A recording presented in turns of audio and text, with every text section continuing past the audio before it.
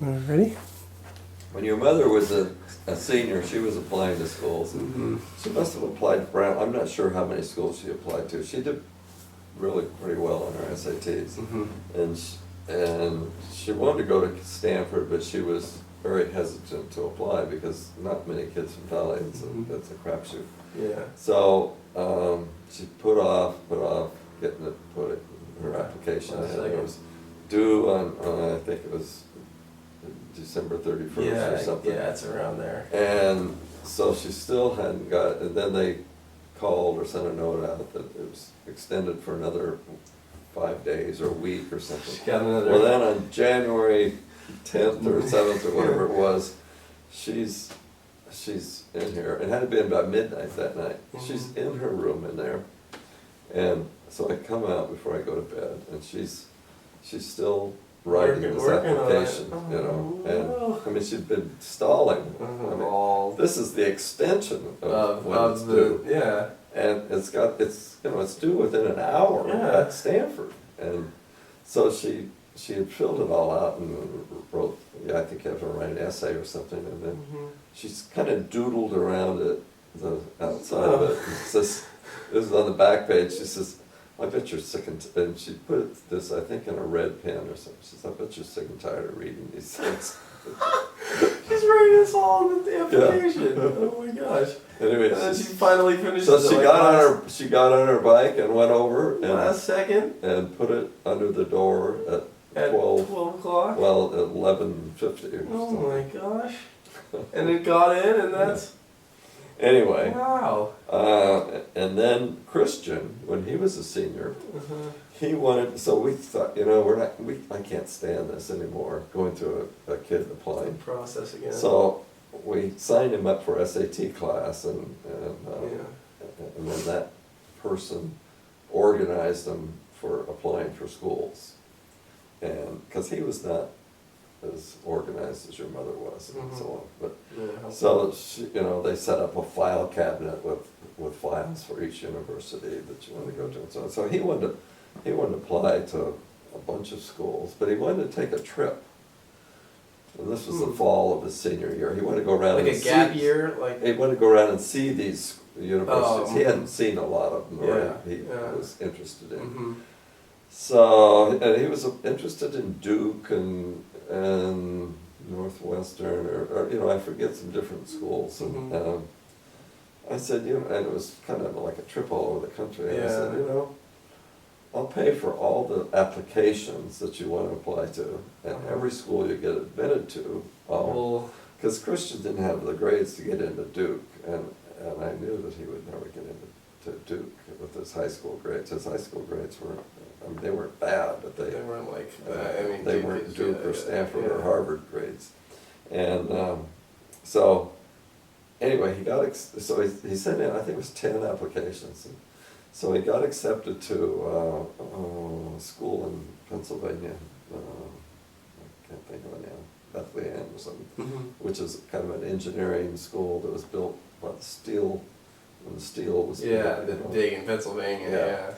And he got accepted at Purdue in Indiana and Colorado, University of Colorado. And so on April 10th, we took that on the springtime, because he had to decide which one he was going to go to. So we took a trip.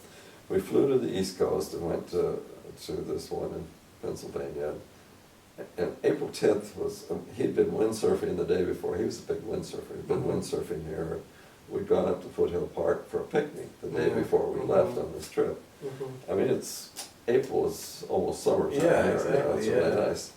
And so we flew to Pennsylvania. Well, and it was the crocus weren't even up. The crocus is the first flower that bloomed. When the daffodils bloom here in February, but the crocus hadn't even come up. And it was just there was no tulips, no daffodils, no green leaves on the trees.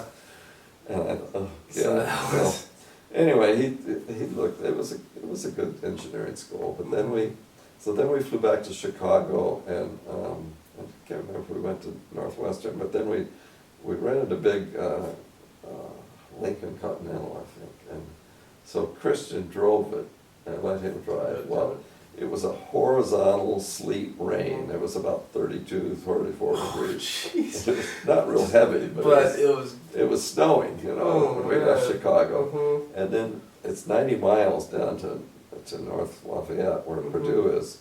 So we drove the interstate down there, and there's cornfields or soybean fields, and they're all brown.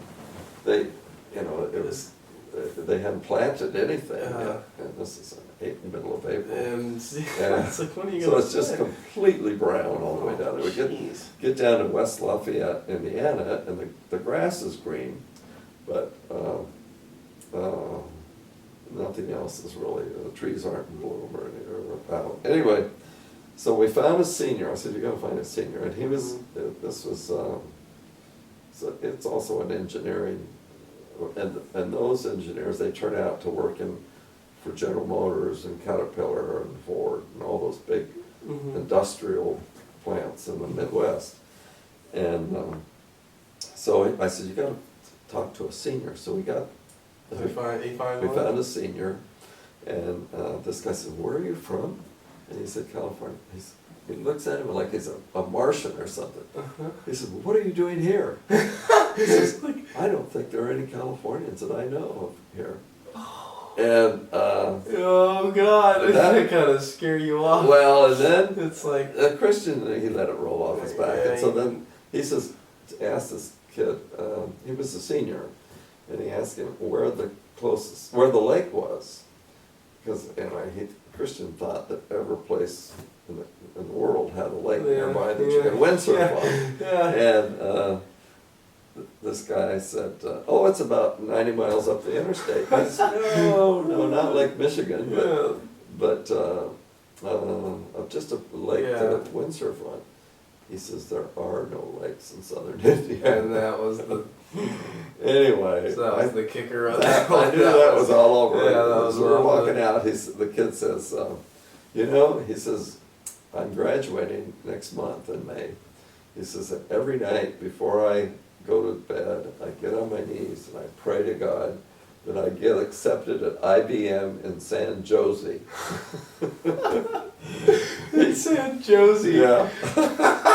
Anyway, that was really funny. I wonder if whatever happened to that guy. That is funny.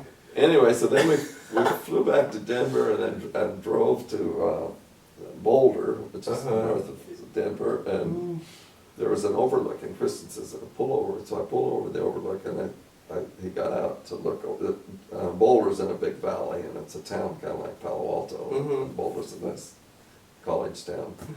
And I could see him look, and there was a lake sort of just not far from the campus down on the other side of town. And it could have been a sewage treatment plant, I don't know. But there's some water there. Anyway, it's water. Yeah. So we went in, same thing, he met a senior and talked to him about the aerospace engineering program, which is what he was interested in. And so he wanted to drive through the town, so I'm driving, and he says, stop. So I stopped, and he jumped out, and I had no idea what he was doing, what was wrong. And he ran in, so I went and found the parking lot, parked, and went back, and there was a sports store there. So as I walked in, he's asking the guy, he says, do they windsurf in that lake down there? And the guy said, oh yeah, it's the best windsurfing lake in the world, country or something. Oh, there you go. I knew he'd made up his decision. Yeah, that's the...